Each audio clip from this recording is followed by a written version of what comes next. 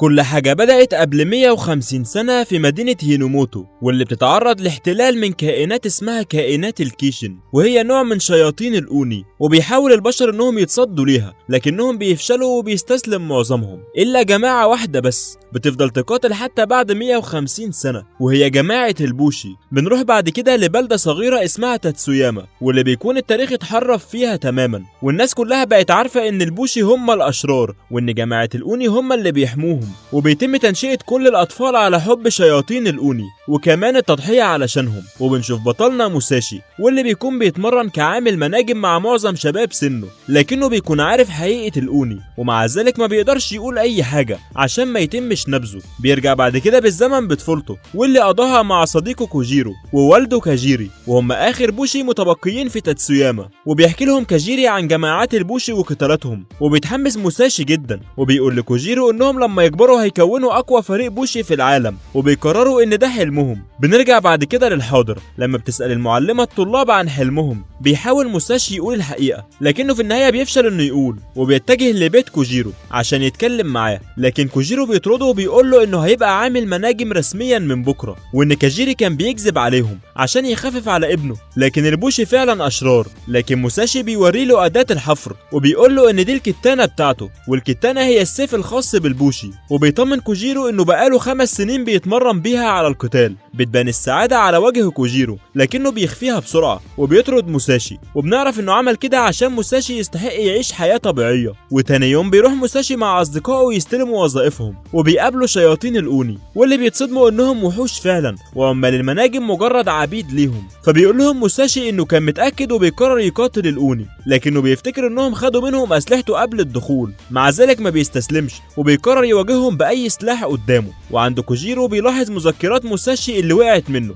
فبيفتحها وبيعرف الحقيقة. بيستمر موساشي في مقاتلة الأوني، لكن فرق القوة مش بيكون في صالحه، وبيتعرض لإصابات خطيرة جدا. وفجأة بيظهر كوجيرو مع مركبة البوشي الخاصة بيه، ومعاه سلاح موساشي، وبيبدأوا يواجهوا الأوني سوا. وبينجح موساشي في هزيمته باستخدام التقنيات اللي اتمرن عليها، وبيكملوا القتال لحد لما بيقضوا على كل الأوني. وبيقول له موساشي انهم مش هيفترقوا تاني ابدا، وبيكونوا فريقهم. فجأة بيظهر ضوء من السماء، وبيطلع منه كائن غريب، وبيكون كائن من الكيشن، ودي اقوى انواع الأوني. فبيتجه كوجيرو وموساشي ناحيته، لكن بيبان ان كوجيرو مش مهتم، وبيقول لموساشي انه عايز يسيب البلدة، لكنه مبقاش متحمس لقتال الأوني. وبيوصلوا بعد كده عند الكيشن، وبيستغربوا من صغر حجمه، وبيقدر موساشي بضربة واحدة انه يقضي عليه. لكن فجأة بيعيد تكوين نفسه تاني، وبيجي مسؤولين المنجب وبيدوا الكيشن احجار كقرابين ليه، وبمجرد ما بياكلها بيتحول لوحش عملاق وبيبدأ يهاجمهم. فبيهرب موساشي وكوجيرو بسرعة، لكنه بيلحقهم، وبعدها موساشي بيفقد الوعي. بيحاول كوجيرو يدافع عن نفسه، لكن بيبان ان الكيشن بيسعى ورا الكتانة الخاصة بكوجيرو. فبيفتكر كوجيرو كلام والده عن الكتانة، وانها بتعبر عن هوية البوشي،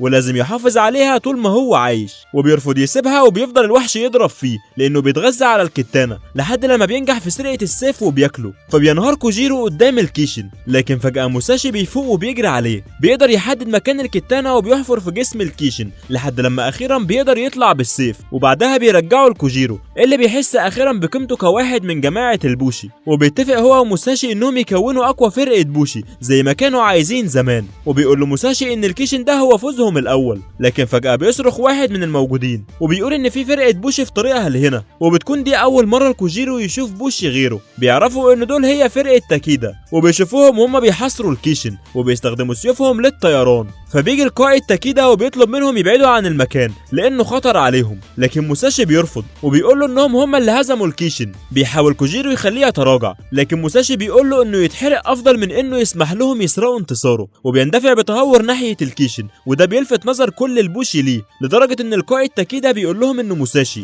وبيقول ان هو نوعه المفضل من الاغبياء. بيفضل موساشي يضرب فيه، لكن الكيشن بيجدد نفسه بسهولة. فبيسحب تاكيدا موساشي عنده، وبيقول له انه مش هيسيب طفل متهور زيه في ساحة المعركة، وان الكيشن وحش قوي جدا محتاج فرقة كاملة عشان تهزمه. فبيبدأ موساشي يبص للكيشن والبوشي اللي محاصرينه وبيستوعب كلام تاكيدا، ومع ذلك بيرفض تماما لانه متأكد انه لو انسحب دلوقتي هيندم. فبيتحرر منهم وبيرجع يهجم على الكيشن، وبيحس تاكيدا انه بوشي حقيقي. بيحاول كوجيرو يساعد موساشي بطريقة تانية لانه عارف انه مش هيقدر يقاتل بنفس شجاعته. فبيروح بعدها لاتنين من مسؤولين المنجم لانه بيحس ان عندهم معلومات. بيجري موساشي على الكيشن وبيقرر يقطع راسه، لكن كوجيرو بيصرخ وبيقول ان نقطة ضعفه في القرن الخاص بيه. بينجح موساشي في الوصول ليه، لكن الكيشن بيطلق نار عليه. فبيوصل تاكيدا في الوقت ده وبينهي المعركة بضربة واحدة. فبيتعصب موساشي وكوجيرو بعد سرقة انجازهم، لكنهم بيلاحظوا شكل الجنود واللي بيكون شبه لفافات كاجيري. بيسألهم موساشي عن اللي بيسحبوه، فبيقول له تاكيدا انها قوة الكيشن. بيفرح كوجيرو لانه بيتأكد ان كلام والده حقيقي. وبيجتمع تاكيدا مع سكان القرية وبيقول لهم انه مش هيهدى غير لما يدمر كل شياطين الاوني، لكنهم بقالهم 150 سنة بيسمعوا الكلام ده ومفيش اي جديد بيحصل. بيبص على موساشي اللي بيكون لسه متعصب من اللي حصل، فبيقول له ان امكانياته كويسة ومع شوية تدريب هيقدر يكون بوشي حقيقي.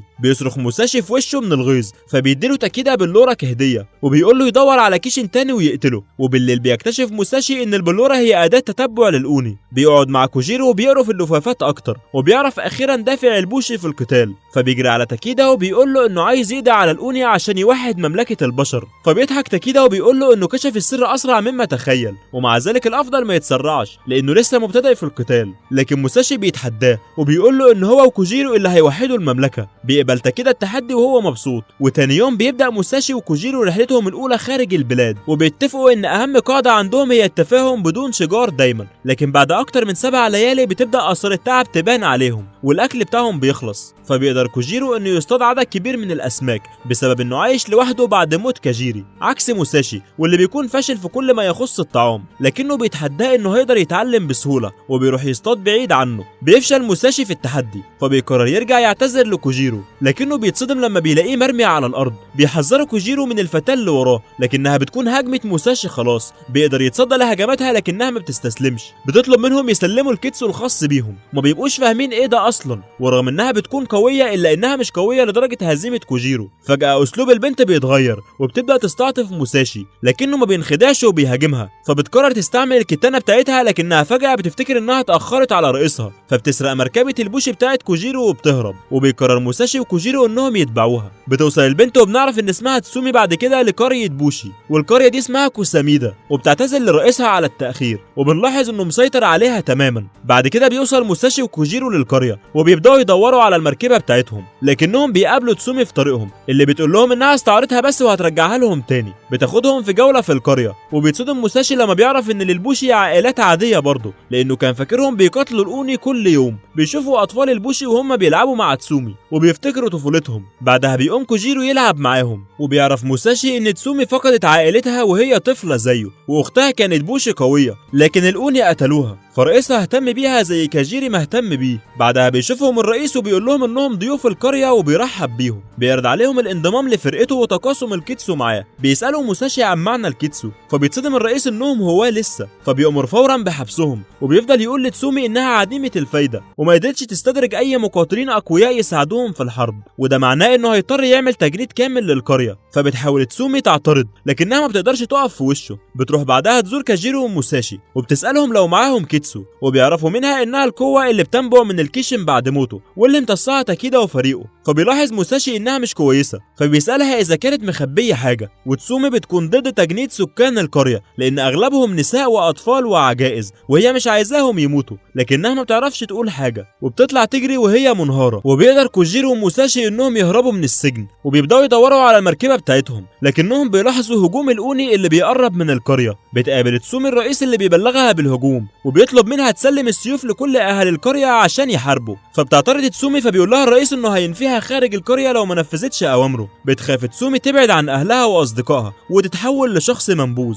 فبتقرر تسمع الكلام، لكنها بتفتكر اختها اللي ماتت وان الرئيس كان بيعاملها وحش برضه. فبتقرر تعترض وتدافع عن القرية، لكنها ما بتقدرش. وفجأة بيقتحم كوجيرو وموساشي عليها المكان، فبتقول لهم تسومي انها ضعيفة ومش قادرة تاخد قرار، لكن موساشي بيطمنها انها كانت قوية كفاية لهزيمة كوجيرو، ده غير انها تعرف معلومات كتيرة عن البوشي، وبيرد عليها الانضمام ليهم. وفي نفس الوقت اللي بيجتمع الرئيس بالشعب وبيقول لهم انهم اخيرا هينالوا شرف قتال الاوني، وبيبان عليهم الخوف. وفجأة بتترمي قنبلة دخان في المكان. وبتظهر تسومي فجأة وبتقول للرئيس انها مش هتسمح له يعرض قريتها للخطر، لكنه بيضحك عليها وبيقول لها ان اي حد هيحاول يهرب الحراس هيقتلوه هو وعيلته. فجأة بيكتشف ان كل الحراس تم القضاء عليهم وسط الدخان من كوجيرو وموساشي. فبتطلب تسومي من شعبها انه يهرب بسرعة، لكن محدش فيهم بيتحرك، وده لانهم لسه خايفين من الرئيس. فبتقرر تسومي انها تواجهه وتهزمه عشان تكسر خوفهم ده، وبتهاجم الرئيس بكل قوتها، لكنه بيتصدى ليها بكل سهولة وبيقول لها ان هو اللي معلمها ازاي تقاتل. لكنها بتقوم تاني وبتقول لاهل القرية انهم لو عايزين يحموا اللي بيحبوهم فهو ده الوقت المناسب للهروب.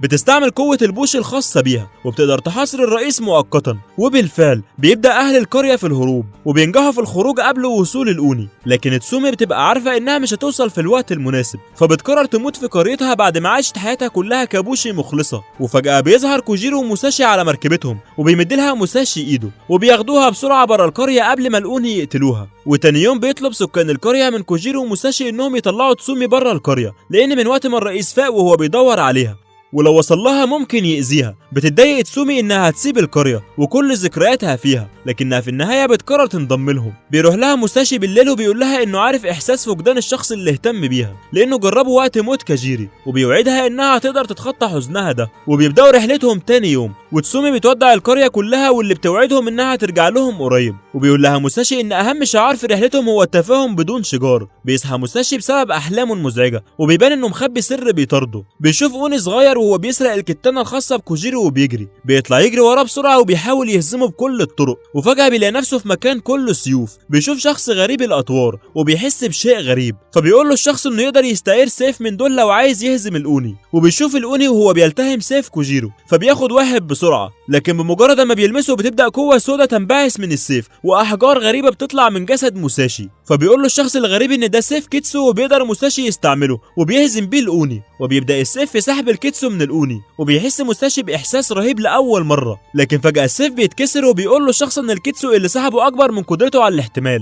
وبتظهر بنته وبتقول للشخص ده ان حان الوقت، فبيسأل موساشي عن هويتهم لكنهم ما بيردوش عليه. بتوصل بعد كده تسومي وكوجيرو لمكانه، فبيبدأ يحكي لهم عن اللي حصل، لكن فجأة كل حاجة بتختفي. فبيسألوا كوجيرو إذا كان ممكن يكون كل ده حلم، لكن موساشي بيبقى متأكد. بيحكي لهم عن سيف الكيتسو، فبتقول لهم تسومي انهم ما يقدروش يهزموا اي اوني من غيره، فبيقرروا انهم يحصلوا على واحد. وبتاخدهم تسومي لمكان بيع السيوف. بيوصلوا بعدها لقرية بوشي تانية، وبينبهر موساشي من عدد البوشي الموجودين، وبتقول له تسومي ان عملتهم هنا هي الكيتسو. بيروحوا بعدها ياكلوا، وبيسألهم واحد من الموجودين عن اسم فرقتهم، لكنهم ما بيكونوش اختاروا اسم لسه. وبتقول لهم تسومي انهم لازم يختاروا قائد كمان، فبيقول لها موساشي ان كوجيرو هو القائد، واسم فرقتهم هيكون كانيماكي على اسم عائلة كوجيرو. وبيبدأ مزاد اختيار الكتانة، وبنشوف سورو وهي رئيسة الحدادين بتقول لهم ان يوم اختيار الكتانة هو اهم يوم في حياتهم، لان بعد الحصول عليها بيصبحوا بوشي رسميا. وبتطلب منهم اختيار السيف اللي يعجبهم. بيختار موساشي سيف ناري، وبمجرد ما بيلمسه بيحس بطاقة غريبة بتسري جواه. بيستغرب كوجيرو من اللي حصل،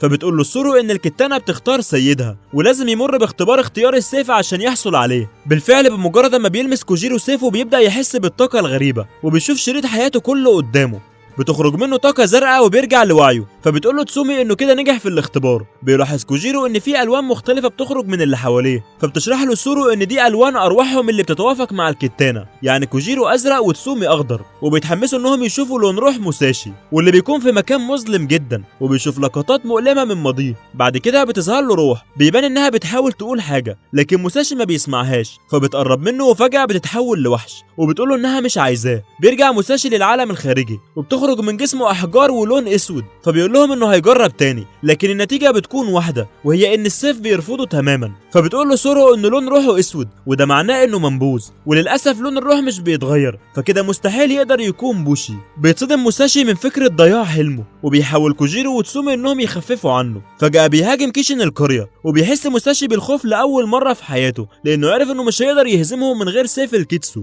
بيهاجموا الكيشن لكن كوجيرو بينقذه، وبيبدأ يقتل في الكيشن بسهولة باستخدام السيف، وفعلا بيقدر ينجح بينقذ القرية. بيحتفل السكان بكوجيرو لان ده اول قتال ليه كابوشي رسميا، وبيكون موساشي فرحان لصديقه، لكن من جواه بيتمنى لو كان يقدر ينضم له. وبيطلب من كل حاملي السيوف انهم ينطلقوا في مهمة لاصطياد الكيشن. وبتقلق تسومي على موساشي لكنه بيقول لهم يروحوا وهو هيلاقي طريقة. بيروح كوجيرو بسرعة وبتستغرب تسومي انه ممسكش في صديقه لكنها بتقرر تروح معاه. وبيفضل موساشي وحيد، وفجأة بيظهر له الشخص غريب الاطوار وبيقول له انه شاف اختباره وان مكانه في الفريق بتاعه، وبيوريه لون الروح الخاصة بيه واللي بيكون لونها اسود زي موساشي بالظبط، وبيخرج من جسمه نفس نوع الاحجار. بيبدأ يعيط وبيقول لموساشي انه مش قادر يصدق انه لقاه، وان الحجر ده هو سبب عدم قدرته على استعمال سيوف الكيتسو، لان ده برضه حصل معاه، وان ممكن يساعده يكون اقوى عشان يقدر ينضم لاصدقائه. فبيسأله موساشي بيقول له قوي لاي مدى. فجأة بيقدر الشخص ده انه يحطم جزء من ارض القرية في حركتين فقط، وبيدي لموساشي السيف وبيقول له يسيب قوة الظلام تسيطر عليه، وقتها هيتحول لسيف بالقوة الرهيبة دي. لكن موساشي بيقول له انه مجنون وانه مش هيتحول لسيف ابدا،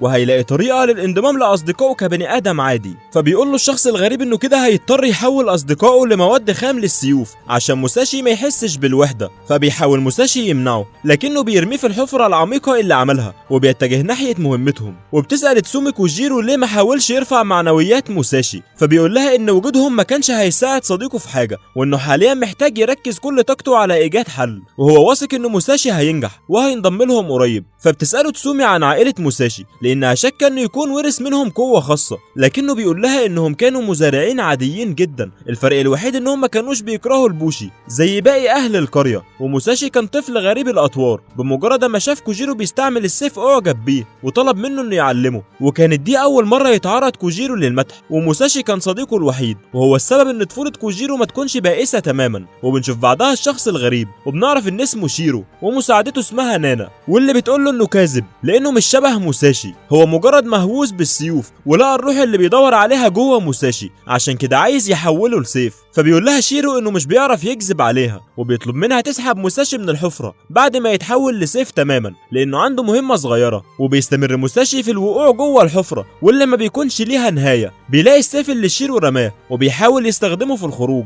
وبينجح في انه يوقف سقوطه، لكن بتبدأ الحجارة تخرج من جسمه تاني، وبيحاول يستعمله في الخروج لكنه بيسمع صوت الروح وهي بتمنعه، وبعدها بيفقد الوعي وبيقع في الحفرة. وبيلاقي نفسه بعدها في نفس المكان اللي اتنقل له وقت الاختبار، وبتقول له الروح انها هتحميه عندها هنا لانه غير قادر على القتال، والافضل ليه ما يتدخلش في خلافات البوشي والاوني. وبيحاول موساشي يقاوم لكنها بتقول له يفتكر اللي عمله زمان. بيرجع موساشي لوقت وفاة والده ووالدته لما اتصابوا بمرض خطير جدا وماتوا، وقتها اضطر موساشي يعيش مع عمه وعيلته واللي كانوا بيكرهوه جدا بسبب انهم كانوا بيحبوا البوشي، وعاملوا موساشي وحش جدا وكانوا بيتجاهلوه طول الوقت ومانعينه من الاكل او الكلام معاهم حتى. وموساشي كطفل بقى نفسه يحس باي اهتمام، لحد لما كان في مره وهو ماشي في المدينه في واحد من السكان قال حد ياخد صخره ويحدفها على كاجيري عشان لو اثبت لهم انه مش زي اهله هيبداوا يحبوه. ورغم رفض موساشي للفكره الا ان احساسه بالوحده قتله، فاضطر يرمي الصخره على كاجيرو واللي بيحس باحباط كبير لما بيشوفه. وبيرجع موساشي للروح اللي بتقول له انه مش قوي كفايه للقتال، هو بس بيدور على مكان ما يبقاش فيه لوحده عشان ما يحسش بالوحده. وبتبدا الحجاره تسيطر عليه اكتر واكتر. بعد كده بيوصل البوشي لمكان الكيشن، لكنهم بيلاحظوا ان في حد سبقهم وقتله. فجاه بيظهر شيرو فبيحاصروه، لكنه بيقدر يقتل كل اللي حواليه بحركه واحده، وبيقول لهم انه عايز سيوف الكيتسو بتاعتهم وبعدها هيقتلهم كلهم. وبنعرف ان شيرو يبقى سائق سيوف محترف، وبتبدا جماعات البوشي تهاجمه لكنه بيصد كل ضرباتهم وهو مستمتع، لحد لما بيلمح كوجيرو وهو مصدوم، فبيقول له ان موساشي اتحول لسيف كيتسو خلاص ومستنيه ينضم له. وعند موساشي بيكون اتحول لحجر اسود تماما، لكن فجاه بيلاقي حاجه بتسحبه لفوق، وبتقول له الروح انها حاولت تحميه لكن واضح ان مفيش فايده معاه. وبيطلع موساشي بعد ما نانا سحبته، وبتتصدم انه لسه ما اتحولش بشكل كامل، فبتقول له انها اخطأت تقدير الوقت وسحبته بدري. فجاه بيفتكر موساشي كلام شيرو وبيجري بسرعه عشان ينقذ اصدقائه، وبيرجع لنفس اليوم من طفولته لما وصل لبيت كوجيرو بالليل ومعرفش يقول ايه. يومها شافه كاجيرو وطلب منه يدخل لان الجو برد، وقال له انه مش زعلان منه لانه فاهم احساس انه يكون منبوذ، بالعكس هو ممتن ليه لانه انقذ كوجيرو من وحدته. وقتها قرر موساشي انه يعيش مع كاجيرو وكوجيرو في بيتهم من غير ما حد يعرف، ويقاتل الوحوش مع البوشي لاخر لحظه. وبنرجع بعد كده للحاضر، وشيرو بيقاتل البوشي لحد لما بيزهق وبيقرر يستهدف كوجيرو، فبيجري كوجيرو بعيد عن باقي البوشي عشان ينقذهم. بالفعل بيروح شيرو وراه وبيحاول كوجيرو يهاجمه، لكن شيرو بيحاصروا بسهوله، وفجاه بيظهر موساشي بيجري عليه كوجيرو وتسومي وبيقول لهم ان الحجاره والطاقه السوداء بطلت تنبعث منه، لكنه لسه غير قادر على استخدام سيوف الكيتسو. وبينبهر شيرو باللي بيسمعه لان ده معناه ان روح السيف لسه ما خدتش قرارها الخاص بموساشي. بتساله نانا هيحصل ايه دلوقتي، فبيقول لها انهم هيقتلوا موساشي وهيشوفوا قرار السيف قدامهم. بتقرر نانا تهزمهم لوحدها عشان تقتل موساشي، وبتقدر فعلا تحول سيفها ل7 سيوف بيحاصروا موساشي، وكمان بتحاصر كوجيرو وتسومي. ورغم ان موساشي بيكون قريب جدا الا انه ما بيقدرش يلمسها، فبيقول لهم كوجيرو انه عنده خطه، وبيستمر القتال لحد لما بيديهم كوجيرو اشاره، فبيطلع موساشي وتسومي يجروا بعيد عنه. وبتفهم نانا انهم بيخدعوها، فبتقرر تركز على الهدف الرئيسي وهو موساشي، وبتوجه كل سيوفها ناحيته. وفجاه بتكتشف ان تسومي قدرت تحاصرها لما حدد اتجاه السيف، وبيقدر موساشي انه يحطم واحد من سيوفها. وهنا بيتدخل شيرو وبيقول لها انه هيقاتل لوحده لان الحلفاء الضعفاء زيها مجرد عقبه في طريقه. وبيبدا شيرو يستعمل حلقات السيف الخاصه بيه واللي بتطلع اقوى تقنيات البوشي. وبيتصدم كوجيرو ان كل القوه دي كانت بدون الحلقات اصلا. وبيقدر شيرو انه يحاصر المكان كله، وفجاه بيقلبه وبيقع معظم البوشي وبيموت. لكن موساشي بيقدر يثبت بالسيف بتاعه، وبيقول لشيرو ان مفيش فايده، وبيضرب المكان وبيقع كل الموجودين. فجاه الزمن بيقف وبتطلع الروح عشان تقول لموساشي انها مش هتسيبه يموت. وبيعرف ان شيرو ونانا اعدائها وبيدوروا عليها وعايزين يقتلوا موساشي عشان يسيطروا على الروح. والروح بتقول لموساشي انها هتنقذه، لكنه بيرفض وبيقول لها انه كده كده مش هيعرف ينجو لوحده. فبتقول له انها اخيرا فهمته وبتوافق تخليه يستعملها كسيف، لكنها الاول لازم تهزم شيرو. وبترجع الروح كل حاجه لمكانها وبتنقذ كل الموجودين، وبتتحد مع جسم موساشي وبتسحب الكيتسو من سيوفهم عشان تقاتل بيه شيرو، واللي اتحمس جدا لما شافها. وبتقول له انه معاه سيف قوي وهو ما يستحقش يستخدمه، وبتسحبه منه. وبتقول له كوجيرو وتسومي ان وجودهم انقذ موساشي من الظلمه اللي كانت جواه، والفتره اللي جايه هتعتمد عليهم في القتال معاه وابقائه على قيد الحياه. وبتقول لهم ان روح موساشي مميزه ويقدر يسحب اي طاقه كيتسو او يصدها. وبتبان القدره دي اكتر لما نانا بتهاجمها، لكنها بتقدر ترد لها الهجوم. فبيقول لها كوجيرو انه كده لا يقهر، لكنها بترد وبتقول لها انه للاسف القدره دي مؤقته وهتضطر ترجع تنام تاني جوه سيف موساشي، لان طلوعها للعالم المادي بيستهلك قوتها كلها، لكن مش قبل ما تلقن شيرو الدرس. وبتتواصل الروح مع موساشي وبتقول له انه لازم ما يموتش تحت اي ظرف عشان تقدر تكمل معاه اللي ما قدرتش تكمله مع كاجيري. وبيتصدم موساشي انها كانت تعرف كاجيري لكنه ما بيلحقش يسالها. وبتهاجم الروح شيرو اللي بيقول لها انه هيقابلها تاني، لكنها بتقضي عليه وبيرجع العالم لطبيعته. وبيرحب كوجيرو وتسومي برجوع موساشي اللي بيبقى سرحان في اللي عرفه عن كاجيري. وبيلاحظ البوشي اختفاء الكيشن مع وجود حفره غريبه مكانه. وبتتصدم ان شيرو لسه عايش وقدر يتفادى الضربه هو ونانا في اخر لحظه، لكنه بيقرر يستنى شويه ويجمع قوته قبل ما يرجع يواجههم تاني. وبتقرر القريه بعد كده انها تعمل جنازه لكل البوشي اللي ماتوا، وتاني يوم بيبداوا اختبارات السيوف تاني عشان موساشي يتحول رسميا لبوشي. وبيبدا الاختبار وبيختار موساشي السيف اللي اختاره لاول مره تاني، وبينجح فعلا في اجتياز الاختبار وبيكون لون روحه احمر،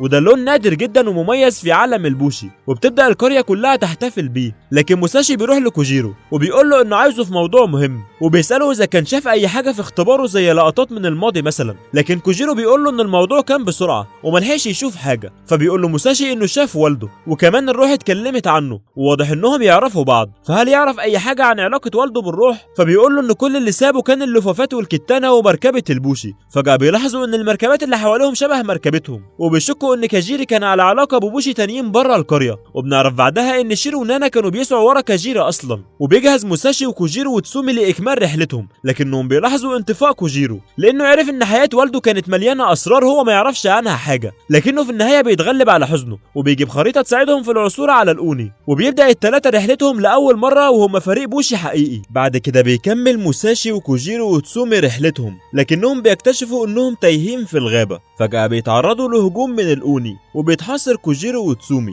وبيحاول موساشي ينقذهم وبيلاحظ ان في حد زياده محتجز معاهم. بيهاجم الاوني وبيكون ده اول قتال ليه بسيف الكيتسو، وبيقدر موساشي انه يهزمه بسهوله وبيحرر اصدقائه. وبيتجهوا بعدها للشخص الثالث، وبيكتشف موساشي انها فتاه جميله جدا بتبدا تفوق وبتشكر موساشي على انقاذها. وبيظهر شخص من الواضح انه كان بيدور على الفتاه وبيناديها بالاميره، وبنعرف انها ابنه الحاكم ميتسو واسمها ميتشيرو. وبتطلب وبيطلب من الامين انه يوصلهم في طريقهم تعبيرا عن الشكر، وبيركبوا مع الاميره. وبيلاحظ موساشي انها مش بتتكلم خالص، بيحاول يكلمها بكذا طريقه لكنها مش بترد، وبيبان انه معجب بيها. وبتتحرك العربه بشكل خاطئ وبتقع ميتشيرو في منحدر، وبينط موساشي وراها بسرعه، لكن في النهايه هي بتنقذه بسبب سيفها الطائر. وبيشوف حائط اسود كبير لكنها بتقول له انه كيشن. بيتصدم موساشي بسبب ضخامته، فبتقول له ان ده اول كيشن نزل للارض وكان قوي جدا لدرجه ان محدش قدر يواجهه، لكن الاسوأ من كده انه لسه بيكبر وقريب قوي هيغطي الكوكب كله. وبيرجعوا بعدها لمكان الامين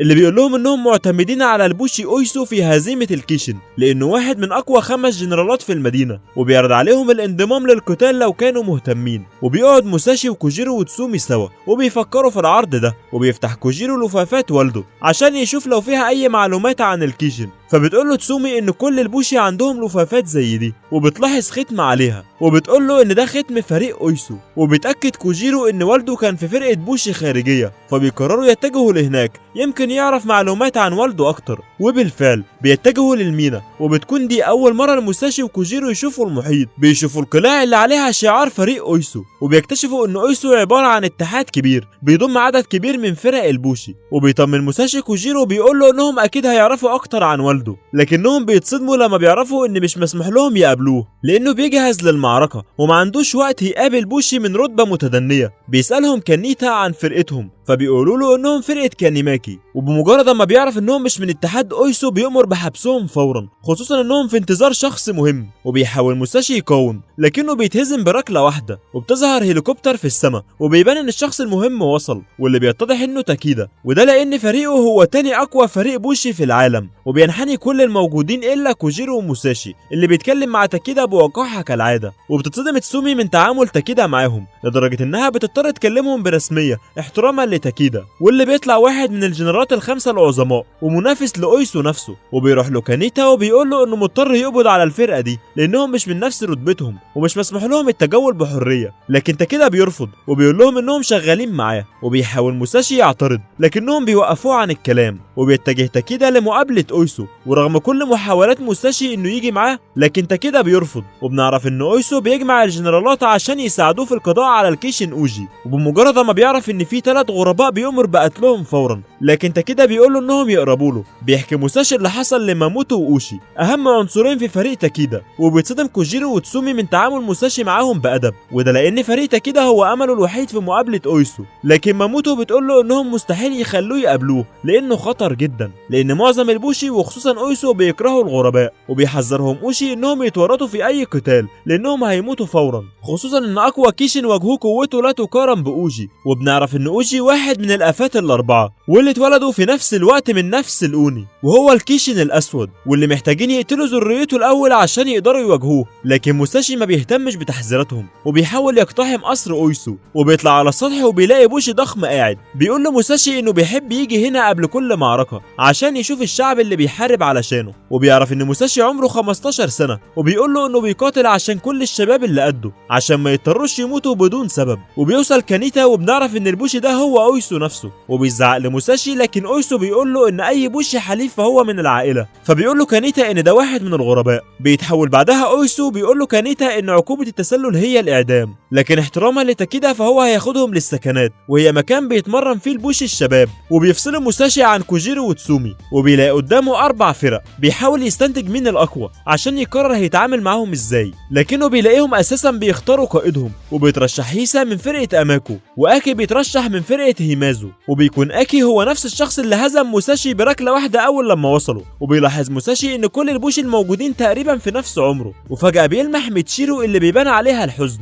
لانها عارفه قوه اكي وخايفه على موساشي يتعرض للاذى. لكن بمجرد ما بيعرف موساشي ان قائد الفريق مسموح له يتواصل مع اويسو بيقرر يترشح هو كمان. وبيخوض ال3 معركه ثلاثيه عشان يحددوا الاقوى فيهم. وبيبدا هيسا بمهاجمه موساشي لانه بيكون الاضعف، وبينضم له اكي. لكن موساشي بيعرف يصد كل كل ضرباتهم، وبيتصدم كل الموجودين بمهارته في استخدام السيف، لحد لما بيقرر اكي انه يستخدم قوة الكيتسو فبيقضي على موساشي فورا، لكنه بيكون متضايق ان مبتدئ زي موساشي هزمه في مبارزة سيوف. وبيفوق بعدها موساشي وبيرضى على اكي انهم يتصالحوا، لانه هيكون سعيد انه يقاتل جنب قائد بقوة اكي. وبيوافق هيسا على كلامه بعد ما اتهزم هو كمان، لكن اكي بيقول لهم انهم بيحاولوا يحسنوا صورتهم بس بعد ما اتهزموا، وده لانهم بقوا يخافوا منه. وبيتحرج موساشي جدا قدام ميتشيرو، وتاني يوم بيجمعهم اكي وبيطلب منهم ينفذوا كل طلباته اثناء القتال. وبيحس موساشي انهم خايفين، فبيطلب من اكي تغيير اسلوبه لانهم بيحاربوا سوا، لكن اكي ما بيهتمش بيه، وبيقول له هيسا ان دي الطريقه اللي بيقاتل بيها البوشي. وبيحاول موساشي ياخد راي ميتشيرو، لكنها بتكون متفقه مع هيسا، فبيحس ان مفيش حد بيدعمه، وبيبدا يدور على كوجيرو وتسومي بسرعه، لكنه بيتصدم لما بيلاقيهم منسجمين جدا مع المجموعه بتاعتهم.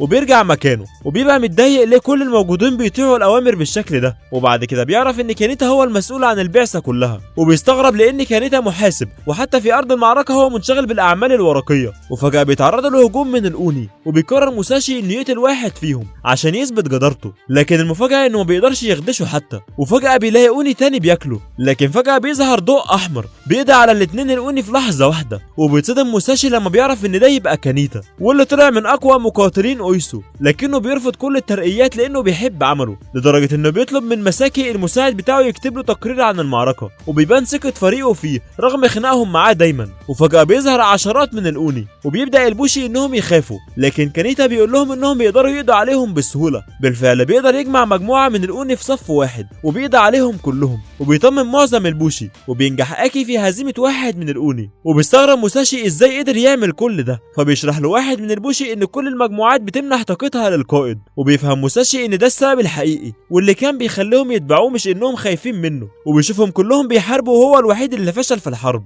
وبيجتمع اويسو مع تاكيدا وبيبلغوا ان الاميره ظهرت، وبنعرف انها نفس الروح اللي جوه موساشي، لكن محدش بيبقى عارف كده. وبيبقى اويسو عايز يلاقيها عشان تساعده في التخلص من الاوني، لكنه بيبقى عارف ان جماعه الكلاب السوداء وصلت لها برضه، واللي بيبقى شيرو منها. وبيقول له تاكيدا انهم هيروحوا يطلبوا دعم لانهم لازم يلاقوها. وبيفضل موساشي يلوم نفسه طول الوقت بسبب جهله بابسط طرق قتال البوشي، وبيتكسف يتكلم مع اي حد، فبيقرر انه يهرب. وبيشوفه هيسا وبيقول له ان الهروب من اداء الواجب جريمه، وانه بس محتاج يتعلم اكتر عن تقنيات البوشي، ووقتها هيلاقي قوته الحقيقيه لانه مش شخص ضعيف. وبيفرح موساشي وبيرجع عن قرار هروبه، وبيبدا هيسا يدربه بنفسه، ورغم صعوبه التدريب الا ان موساشي ما بيستسلمش. وبتراقبه ميتشيرو وبنلاحظ خروج حجاره سودا من جسمها، وبنكتشف انها جاسوسه، وانها بنت تارو وهو واحد من الكلاب السوداء، وانه باعتها في مهمه لقتل موساشي لانهم عارفين ان الاميره جواه. لكن بيظهر انها وقعت في حبه فعلا ومش عايزه تاذيه. وبيتمرن موساشي على توصيل طاقه سيف الكيتسو بطاقه تانية، وبيلمح ميتشيرو فبيطلب منها تساعده، وبتوافق ميتشيرو وبينجحوا فعلا.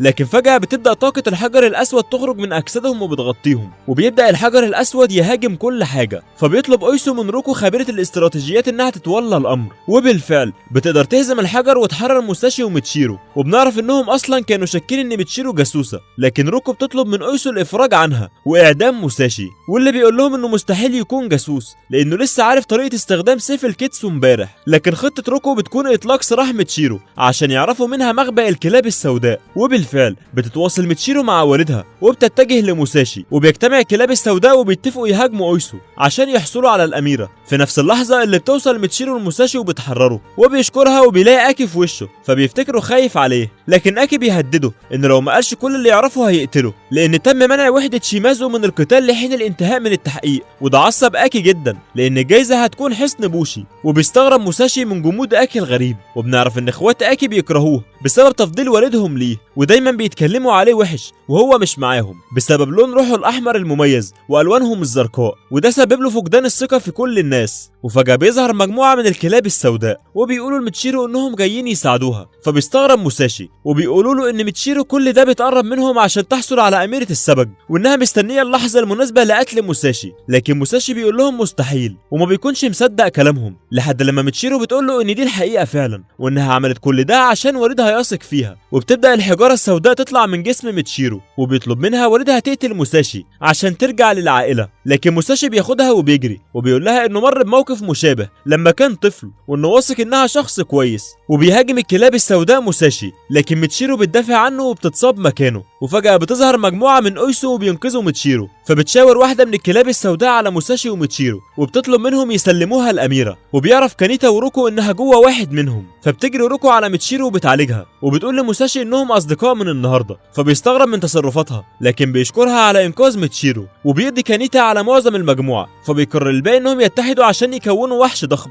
وبيقدروا يستدعوا عدد لا نهائي من الوحوش، وبيأمروهم بمهاجمة كل البوشي. وبيروح كانيتا وفريقه وراهم، وبيقلق موساشي على تسومي وكوجيرو، لكن روكو بترفض تحركه وبتقوله انها لازم تحميه هو وميتشيرو. وبنشوف بعدها اويسو وهو بيقاتل وكل البوشي موجهين طاقة سيوفهم ليه، وبيستغرب موساشي لما بيلاقيه بيهاجم رفاقه، فبتقول له روكو ان من خصائص حامل الكيتسو الاصفر تطوير المهارات لباقي الفريق، وبالفعل بتزيد قوتهم بشكل مهول، وبيبداوا يهزموا كل الكلاب السوداء. وبيقدر اويسو انه يكون تنين ضخم وبيقضي عليهم تماما، لكنه بيستغرب من قدرة دخول الاوني للقصر. وفجأة بيظهر شيرو وبيقول له ان هو اللي دخلهم، وبعدها بيقتله. وبيطلع شيرو قدام القرية كلها وبيقول لهم انه قضى على زعيمهم، وبيهاجموا كانيتا فورا، لكن شيرو بيصد ضربة بسهولة، فبتقول له روكو انه واحد ضدهم كلهم وهيهزموه بسهولة. وبالفعل بينجحوا في محاصرته، لكن بمجرد ما بيهاجموا كانيتا بيفقد الرابطة مع كل البوشي، وبتكون دي قوة سيرو شريك شيرو. وبيقول لهم سيرو انه هيهزمه لوحده، لانهم بمجرد ما بيفقدوا رابطهم ما بيعرفوش يقاتلوا كابوشي منفرد. وبيقلق كانيتا لانه عنده حق فعلا، وبيروح شيرو الموساشي وبيقول له انه مش مهتم باتحاد الاويسو كله، لكنه مهتم بيه هو عشان مميز. وفجأة بينقله هو وميتشيرو لعالم تاني، وبيستدعي مكانه تنين وحشي بيبدأ يدمر في القرية. وبيلاقي موساشي نفسه في مكان أشبه بالعدم، وتارو بيكون قدامه واللي بيقول له انه هيقتله هيستولي على أميرة السبج.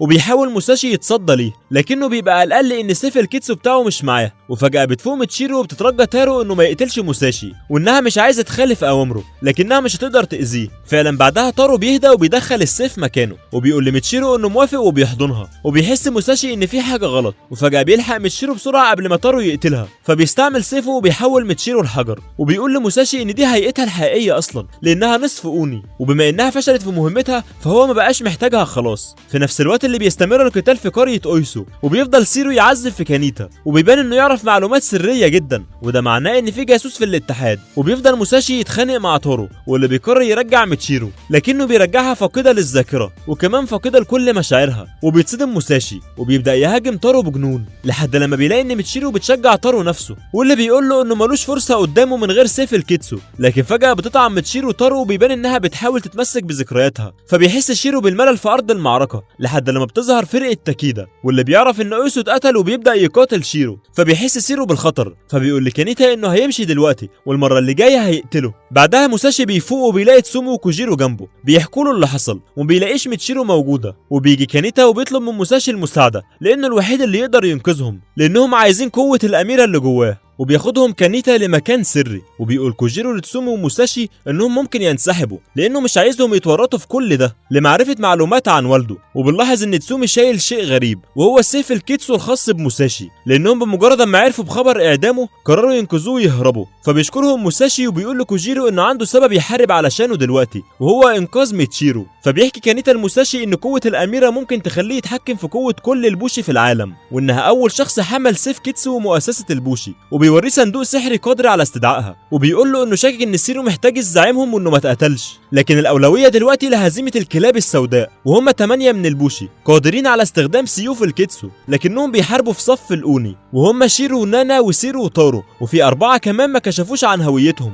فبيوافق موساشي على مساعدتهم، وبيفتح له كانيتا الصندوق، وبيقول له ان المشروب ده هيفوق الاميره ويمنحه قوتها، وبيخاف موساشي يشربه، فبيشربه له كانيتا بالعافيه. فبيبدا يحس بألم رهيب، لكن ما بيحصلش اي حاجه في الاخر، فبيقرروا يقاتلوا زي ما هم. واثناء خروجهم بيحس موساشي باشخاص موجودين، لكنه ما بيلاقيش حاجه. وبتحط روكو خطه للقضاء على الكلاب السوداء، وبتوعد كانيتا انهم ينتقموا. وبيروح بعدها موساشي لفرقته، وبيقول لهم انه اخيرا فهم اهميه العمل الجماعي، وانه عايز يقاتل معاهم لهزيمه الكلاب السوداء. وبتيجي روكو وبتقول لهم انها عندها ليهم مهمه، وبيسال كوجيرو كانيتا عن والده، فبيقول له انه ما سمعش اسمه قبل كده، لكن الاكيد ان اويسو عنده تفسير طالما توقيعه موجود على لفائف كاجيري. فبيرفض تاكيدا فكره انقاذ القائد والقضاء على الكلاب السوداء في نفس الوقت، وبيقول لروكو انها مخاطره كبيره وهو مش هيحط فريقه فيها لانهم المفروض يركزوا على انقاذ اويسو بس الاول. وبنشوف ان واحده من اتباع روكو خاينه وبتنقل كل الاخبار للكلاب السوداء. بعدها شيرو وسيرو بيبلغوا تارو ان اخواتهم الاكبر طلبوا منهم تولي مهمه الحصول على الاميره، وده لان تارو ضعيف وفشل في مهمته. وبنعرف ان تارو اتولد بمشكله خلته ضعيف فعلا. وبتبدا المعركه واللي بتكون بين استراتيجيات كورو وسيرو، وبيبدا البوشي في تشتيت تنانين الكلاب السوداء، فبيطلعوا نار وده بيسبب دخان كتير في السماء. فبيقدر موساشي ومجموعته انهم يتسللوا لعندهم، لكنهم بيلاقوا وحوش الكلاب السوداء هناك لان سيرو كان سامع خطتهم. لكن المفاجاه ان اكي وفرقته بيظهروا وبيتصدوا ليهم، واخفائهم عن الجواسيس كان ضمن خطه روكو. وبيبدا الجميع في اعداد المتفجرات، وبنتفاجئ بوجود تاكيدا وفرقته على ارض المعركه، وان رفض المشاركه كان من ضمن خطه كورو. وبيبلغ تارو سيرو بوجود تاكيدا، لكن سيرو بيبقى عامل حسابه وبيبعت شيرو لمكان المتفجرات واللي بينقلها من مكانهم لتاكيدا وفرقته. وبيبان على روكو القلق، وبيتواصل معاها سيرو عن طريق احدى جواسيسه وبيضحك عليها، لكن روكو بتكلمه بثقه. وبنشوف تاكيدا وهو حي وقابض على واحد من الجواسيس، وبيبان ان كل المعلومات اللي وصلت له كانت روكو هي اللي موصلاها، لانها عرفت جواسيسه بسهوله بسبب انهم بيدوسوا على رمز اويسو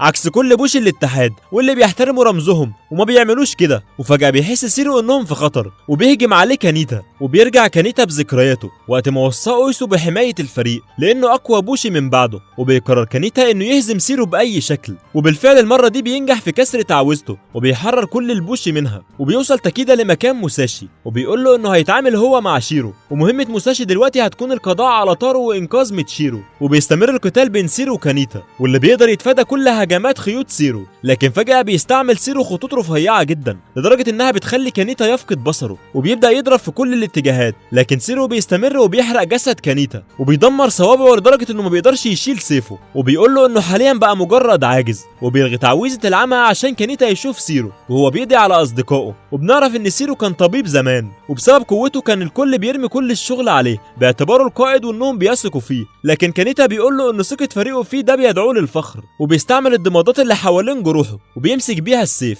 وبيقول له انه اقوى بوشي لونه احمر ومش هيخسر قدامه. وبيواجه كانيتا سيفه تجاه نفسه، وبيحسب سيرو انه هينتحر، لكن كانيتا بينجح في كسر تعويذته واللي بتكون مجرد سراب وبيهجم على سيرو. واللي بنكتشف بعد كده ان رغم اعتماده على الخدعه الا انه مبارز قوي بالسيف برضه، وبيفقد كانيتا كتير من دمه، لكن بمجرد ما بيلاقي رجاله واقفين بيدافعوا بيرفض يعرضهم للخطر، وبيتلقى طعنه سيرو وبيقضي عليه بسيفه. وبتعرف روكو بخبر فوز كانيتا وبتقول لهم انها كانت واثقه من ده. وبيبدا الجزء الثاني من الخطه، وبيتوجه معظم البوش الشباب لايقاف تارو. اما العقبه الاكبر بتكون شيرو بسبب عدم فهمها لقوته، فبتقرر تعتمد على تاكيدا للتعامل معاه. واللي بيلاحظ شيرو جرأته فبيحاول ينسحب من القتال، فبيقول له تاكيدا انه مهووس بأميرة السبج وبيبدأ يهنيها. وهنا بيتعصب شيرو جدا وبيحبس تاكيدا وجزء من جنوده في قطعة من المحيط، وبيقول للباقي ان الضغط جوه كافي يمزق اي كائن حي. لكن اوشي بيقول له انه لسه ما يعرفش تاكيدا كويس، وبالفعل بيطلع تاكيدا بسهولة من سجن شيرو هو وكل جنوده. وبيستغرب شيرو لانه مستحيل كان يقدر يتحرك في الضغط ده. وبيقول له تاكيدا انهم اتقابلوا من 10 سنين، وانه عارف ان شيرو بوشي لونه ابيض وهو اقوى نوع بوشي على الاطلاق، وهو لون نادر جدا معظم البوشي ما يعرفوش انه موجود اصلا، عكس تاكيدا اللي بيكون لونه ازرق وهو اضعف لون للبوشي. وبيبدا شيرو يسخر منه، لكن تاكيدا بيبتسم بهدوء وبيواجهه بقوته. وبيقرر شيرو المره دي انه يحبس تاكيدا في جزء من بركان، لكن تاكيدا بيقدر يطفيه بسهوله برضه. فبيقول اوشي لشيرو انه سخر من قائدهم لانه من الجنرالات الخمسه وسيفه ازرق، لكن اللي ما يعرفوش ان تاكيدا اقوى واحد فيهم. بالفعل بتبان قوه تاكيدا في التحكم في كل عناصر الطبيعه، فبياخدوا شيرو لمكان مهجور عشان يكملوا فيه المعركه. وهنا بيقول له تاكيدا انه وقع في الفخ، وانه من يوم ما اتقابلوا من 10 سنين وشيرو تسبب في موت كل رفقائه، فهو بيحضر له تقنيه مخصوصه عشان يقتله بيها، لكنه ما كانش هينفع يستخدمها قدام رفاقه عشان ما يأذيش حد.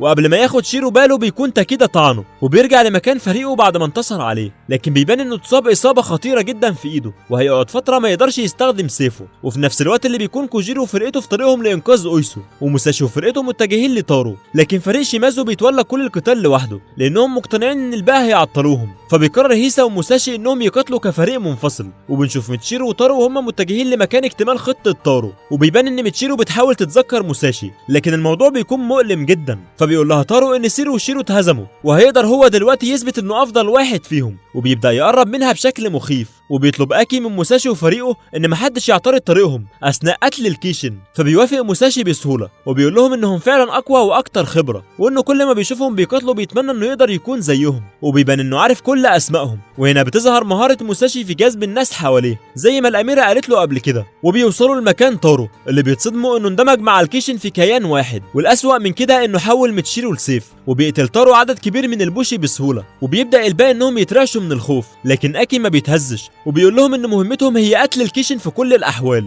وبيحددوا مكان قريته وبيتجه ليه مع فرقه شيمازو. لكن الكيشن بيفضل يوجه اشعته في كل مكان وما بيقدروش يربطوا قواهم باكي. فجاه بيتعرض هارو الاخ الاكبر لهجوم مباشر، لكن موساشي بينجح في انقاذه، وبيقول موساشي لهيسا انه لازم يساعد الشيمازو باي شكل، لكن بيبان انه لسه مش عارف ازاي. وبيستمر فشل الشيمازو في ربط قوتهم بسبب الاشعه، لكن فجاه بتبدا الاشعه انها تقل تدريجيا، وده لان موساشي بدا يهاجم مراكز خروجها، وبيبداوا في ربط قوتهم اخيرا. لكن تارو بيلاحظ موساشي فبيهاجموا وبيفقدوا الوعي، وبترجع الاشعه من تاني تفرق الاخوه، لكن بشكل اكبر لدرجه ان ناتسو بيتحاصر تماما. لكن اكي بيقول لهم انه كان عارف انه بطيء، وبيعرف ناتسو ان دي نهايته. لكن فجاه موساشي بيفك الحصار وبينقذه، وبيتحامل على اصابته وبيكمل مساعدته لشيمازو لحد لما بيقدروا يربطوا قوتهم، وبينجح اكي في هزيمه الكيشن. وبيحس موساشي ان كاجيرا اكيد فخور بيه دلوقتي، وبيوصل خبر هزيمه تارو لكانيتا، وبيبلغوا تاكيدا انه ارسل قوته لمساعده البوشي في قتل وحش الكيشن. لكنهم بيتفاجئوا بجثه تارو وهي بتتحول لثعبان بيتجه للوحش،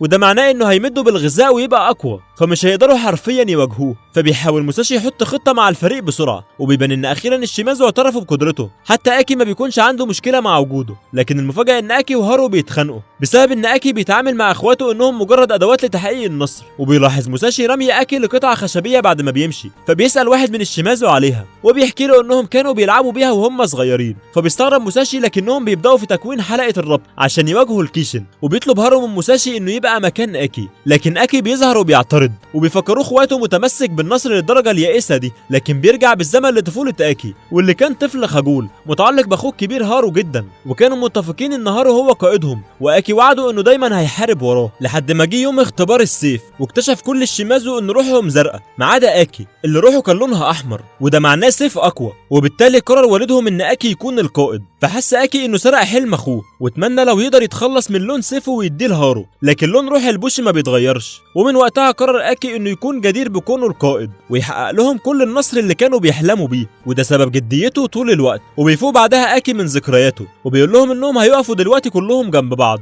ويوجهوا له طاقه سيوفهم. فبيتصدم اخواته لان دي طريقه مهينه جدا للبوشي، ومعناها ان القائد ما بيثقش في رفقائه. لكن اكي بيقول لهم ان ده امر، وبنعرف انه بيعمل كده عشان يبعدهم عن الخطر. وبيقرب من قرن الكيشن، لكنه فجاه بيتعرض للاكل، وبيجي للبوشي اوامر بالانسحاب. لكن موساشي بيروح لهارو وبيقول له ان اكي كان شايل معاه القطعه الخشبيه دي، وانه لسه متعلق بيهم وبالماضي. وعند اكي بيكون لسه ما ماتش، لكنه بيبقى عارف ان موته هيحل كل المشاكل، وهيقدر هارو يبقى القائد زي ما كان عايز. وبعدها اكي بيقع، لكنه فجأة بيلاقي هارو في وشه، وبيقول له انه مستحيل يتخلى عنه لانه اخوه. وبيلاقي كل اخواته دخلوا علشانه، وبيفكروا هارو انهم دايما بيحاربوا عشان بعض، وبيقدروا يقضوا على الوحش اخيرا. وبيقول اكي لموساشي انه مدين ليه، وبيبقى فاضل مهمه انقاذ اويسو واللي بيقودها كوجيرو وتسومي. وبيستغرب البوشي انهم مش قادرين يسحبوا الكيتسو، وانه متجه ناحيه جبل غريب. فبيقرر موساشي يروح لهناك لانه عارف ان النصر ملوش معنى لو ما قدرش يسترجع اصدقائه. لكن بمجرد وصوله بيلاقي تسومي وكوجيرو مع اويسو بعد ما نجحوا في انقاذه، وبيقول له اويسو انه ميتشيرو كانت بتتكلم عنه، ورغم فقدانها لذاكرتها الا انها كانت عارفه اسمه. فبيجري موساشي تجاه الجبل، لكنه بيتصدم انه اختفى. وفجأة بيظهر سيف اسود طائر وجنبه وحش، وبنعرف ان ده تارو، وانه سرق قوه الكيشن بعد ما هزموه، وحول ميتشيرو لسيف قوته تعادل قوه اميره السبج. فبيحاول البوشي يهاجمه، لكن قوه تارو بتكون عظيمه، وبيهجم عليه موساشي بسرعه. لكن بتبدا ميتشيرو في سحب قوته، وبتقدر انها تسحب قوه كل سيوف الكيتسو الموجوده. وبتستغرب تسومي لان دي خاصيه الاميره واللي موجوده جوه موساشي، واللي ما بيستسلمش وبيهاجم تارو من تاني. وهنا بيبدا يحس بميتشيرو واللي بتحارب نفسها عشان تقدر تساعد موساشي. موساشي، فبيبدأ يكلمها ويفكرها بشخصيتها الحقيقية. فبيتعصب تارو وبيقرر يقتل موساشي، واللي ما بيقدرش يتفادى ضربته، لكن تاكيدا بيظهر في اللحظة الأخيرة وبيقدر ينقذه، وبيطلب من أويسو الدعم واللي بيزود طاقته هو وكانيتا. لكن مع إصابتهم الكبيرة وقوة تارو الهائلة بيتهزموا في النهاية، وبيبدأ تارو في قتل الشيمازو والأماكو لحد لما بيوصل لكوجيرو اللي بيحمي موساشي. وفجأة الزمن بيقف وبيشوف موساشي روح ميتشيرو وبيدخل يتكلم معاها، وبيرجع الاتنين طفولتهم من تاني، وبيبان تأثير النبذ عليهم. لكن في النهاية بتعترف ميتشيرو لموساشي انها بتحبه، وبتقول له انه خلاها تملى الفجوة في قلبها باللمعان، فبيرد عليها تيجي معاه وبتوافق، وبتوريه قوة السبج اللي جواه، وانه عنده قوة كل الوان سيوف البوشي، وبتطلب منه يحطم الحجارة اللي جوه تارو. وبيحس موساشي بوجود الأميرة من تاني، وبيرجع موساشي للعالم بتاعه، وبيلاحظ ان المرة دي الأميرة ادته قوتها يستعملها هو وما يسيطرش عليها زي المرة اللي فاتت، وده كان باين في شعره اللي اتحول للون الذهبي. وبيبدأ يهاجم تارو، لكنه مع كل القوة دي بيفقد ذراعه الشمال، وبيهاجمه تارو بكل قوته، لكن بيقدر موساشي انه يصد الضربة عن طريق اصبع واحد فقط، وبيفهم ان قوة السبج الحقيقية في جسمه مش في السيف. فبيقول لتارو انه محتاج اكتر من دراعه اليمين عشان يقدر يهزمه، وبيشوف الحجر الاسود وبيوجه له الضربة الأخيرة. لكن فجأة بتظهر ميتشيرو وبتطلب من موساشي انها تتكلم مع تارو لاخر مرة، وبيفهم موساشي ان تارو يظل والدها وانها رغم كل حاجة بتحبه. وبتحاول ميتشيرو تفهمه مشاعرها، لكن تارو ما بيكونش شايفها الا مجرد آلة صنعها لتحقيق هدفه. فبتقول لموساشي انه يقدر يقتله دلوقتي، فبيحاول يهون عليها وبيقول لها انه مش هيسيبها، لكن ميتشيرو بتصدمه انه مجرد ما بيدمر الحجر هتتدمر هي كمان. فبيقول لها تارو ان ده مش صحيح لانها نصف بشرية وهتقدر تعيش بعده عادي. وفجأة بيلاقيها بتعيط وبتقول له انها رغم كل حاجة ما كانتش عايزة تسيبه لوحده، والاول مرة بيشوف تارو ميتشيرو كابنة فعلا. فبتفرح جدا وبتقول لموساشي انها كده حققت هدفها. وبعدها موساشي بيقضي عليه وبينتشر الكيتسو في كل مكان، وبيستعيد الكل عافيتهم. وبيعدي اسبوعين وبيتم تكريم كل من ساهم في عملية الانقاذ، وبيلقوا القبض على ميتشيرو، لكن موساشي بيمنعهم من وضعها في زنزانة. وبيروح كوجيرو لاويسو وبيسأله عن والده، واللي بيأكد له انه كان بوشي ضمن فريقهم طالما الختم ده كان موجود، لكنه عمره ما شافه بسبب ان والده هو اللي كان ماسك العشيرة وقتها. وممكن ده يكون معناه انه صفقة مؤقتة، لكن هو في طريقه لمعرفة معلومات اكتر، وهو انه يسأل باقي الجنرالات الخمسة زي تاكيدا وتوكو وهوجو وداتي، لان واضح من الوثيقة ان والده كان بوشي مهم من توقيعه عليها. وبيقول له اويسو انه ممكن يساعده في جمع المعلومات، فبيستغرب كوجيرو وبيقول له اويسو ان موساشي طلب طلبين في مقابل انه يساعدهم في هزيمة باقي الكلاب السوداء، وهو التحقيق في امر والد كوجيرو وقضاء يوم كامل مع ميتشيرو بحرية. وبالفعل بياخدها موساشي وبيتمشوا وبيقضوا وقت لطيف مع بعض، لكن في نهاية اليوم بتضطر ميتشيرو انها تودعه وبتختفي تماما. فبياخد موساشي السيف بتاعها وبيعيط على موتها بالطريقة دي. وفجأة بيسمع صوت الأميرة واللي بتقول له ان كل الإجابات عندها بس لازم يجي لها الأول. فبيقرر موساشي انه يوصل لها بأي شكل من الأشكال، وبيبدأ فريق الأويسو استعداداتهم لهزيمة الكلاب السوداء، وبينضم لهم موساشي في رحلة جديدة للمجهول. وهنا بتنتهي حكاية البطل موساشي. لو عجبك الملخص ما تنساش اللايك والاشتراك، وما تنساش الاشتراك في قنواتنا التانية، هتلاقي اللينكات تحت في الوصف. روح اشترك وفعل زر الجرس عشان هننشر هناك بشكل مستمر. وفي النهاية ما تنساش صلي على النبي. اشوفكم في حكاية جديدة، والسلام.